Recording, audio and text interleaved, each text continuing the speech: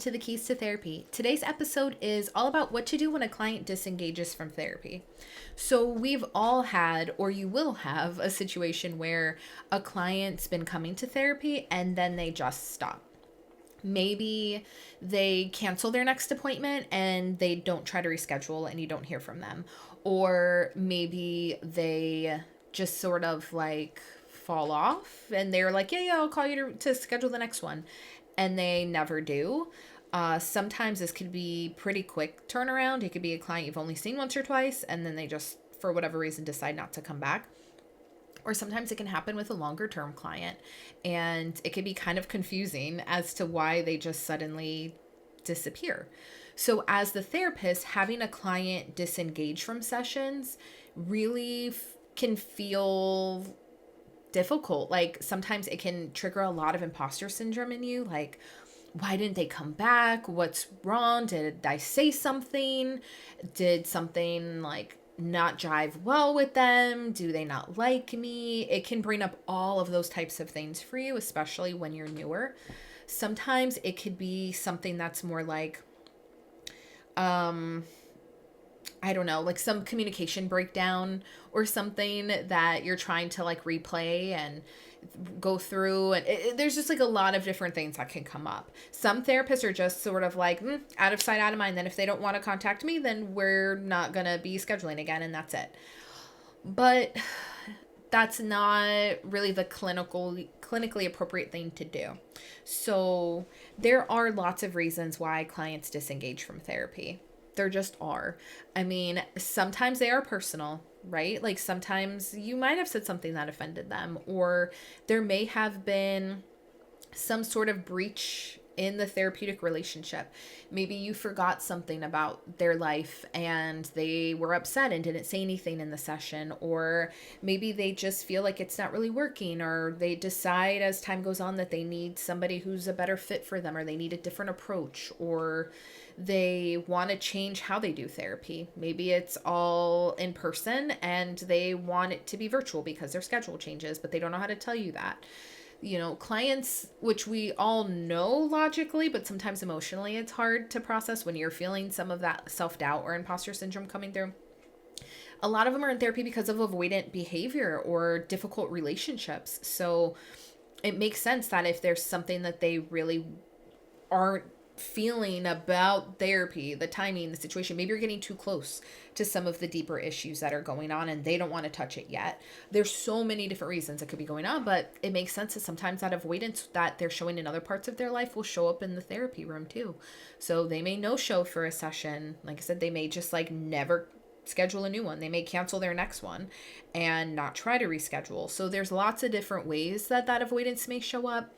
But you as the therapist ultimately have to make sure you're working through your reasons or your triggers with that whole thing and really focus on like what your next steps are to be clinically appropriate. I've seen some therapists say stuff like, well, it's in my informed consent, or I have policies, whether it's yours or where you work, that say like, if you haven't had contact with me or the agency in 30 days or 60 days or 90 days, then we're automatically closing your chart. And I think it's good to have those types of policies in your paperwork, but to me, that's not personal enough. And I don't think that's covering enough bases to just like never reach out to the client again. So here's what I recommend for when a client just like disengages, disappears, ghosts, whatever, from therapy sessions. I think that you should give them a little bit of time, right? If they've canceled, they no-show, typically you'll say it's an email or a phone call. You'll let them know like, oh, well, let me know when you want to schedule the next appointment, or you'll offer them appointments. If you're not hearing anything and now it's been 2 weeks, 3 weeks, somewhere in that time frame, and you have not heard from this client, regardless of if you've seen them twice or if you've seen them for months, the best thing that you can do, in my opinion, is to send them an email. 1, to put it in writing. 2, because sometimes for clients who are more avoidant, it's easier for them to write out how they're feeling potentially than to say it on the phone. And a lot of people don't answer their phone if they don't know the number or they want to hear what your voicemail says before they just get back to you. I don't answer the phone for any numbers. I don't know. So I think that's the case for a lot of people nowadays. But yeah, I think your email, like you emailing them is the best bet. Plus, I think every therapist should have a template that's already ready for these types of situations because they will happen. And sometimes it's not even like a bad intention, right? It's not necessarily an act of avoidance. It might be like the client's insurance change and they're like, okay, when I find out my new information, I'll get back to you. And then they just don't. Whether it just kind of fell off their radar or, or I have a new job or whatever the situation is, like, let me get settled there and then I'll get back to you. Sometimes it's those types of things. And that's okay. But whichever the reasons are, it honestly, on your end, at this stage of the relationship, it doesn't even matter what the reasons are. You just need to reach out and establish your boundaries as the therapist. So what I would recommend is to send them an email and just say something along the lines of, hi, I hope you're doing well. I haven't heard from you since this date. If you want to follow up and schedule an appointment, I would love to schedule. You can either go ahead and put some of the open times you have to prevent a back and forth. Like, here's some of the times I have open this week or next. If you'd want any of those times, let me know. Or you can just say, if you'd like to get back on the schedule, send me an email and we can figure out a time that works.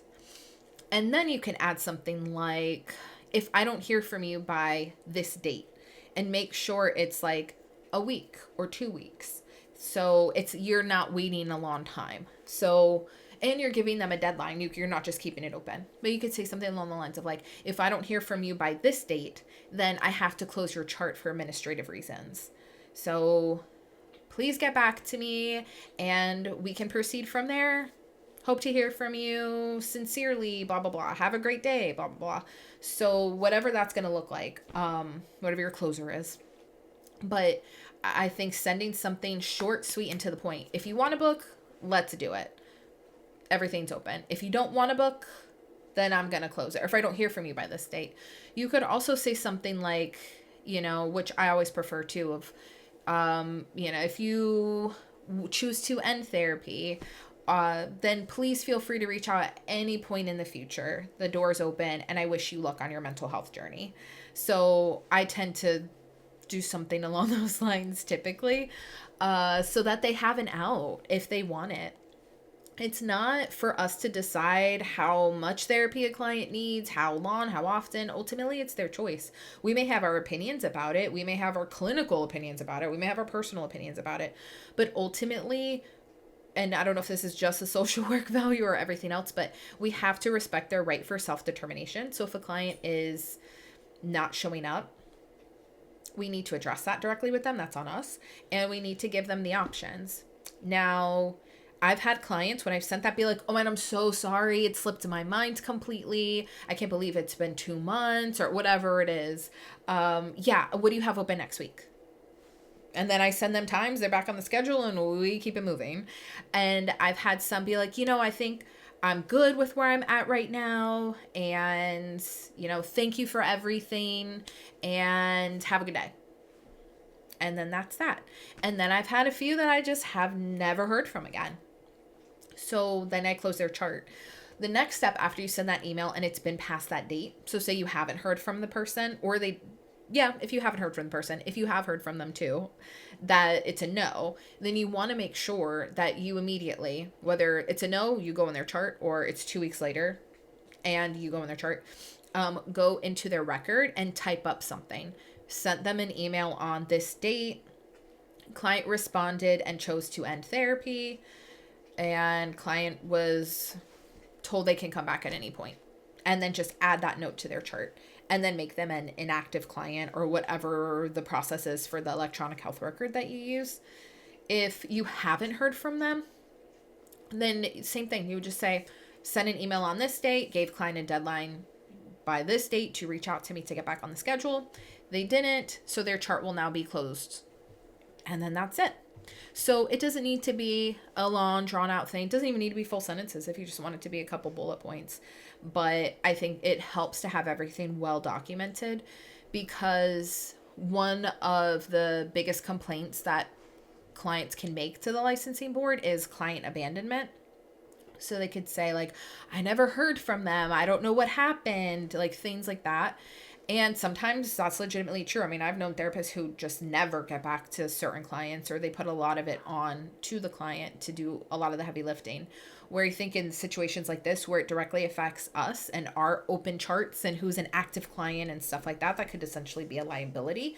I think we need to take the reins for that. And honestly, if it is an avoidance issue and you're the therapist, it's kind of on you to be able to directly address that with the client, not wait for them to do that for you or with you. So that's my opinion on it. And then if at any point I've had clients come back a year later and reopen their chart, have them re-sign some paperwork and consents, I review with them like, hey, just, last time I know that you didn't communicate when you needed to end therapy or wanted to end it. Like, if we can, make that a goal this time to make sure things are more direct, I would really love that. And then you go from there.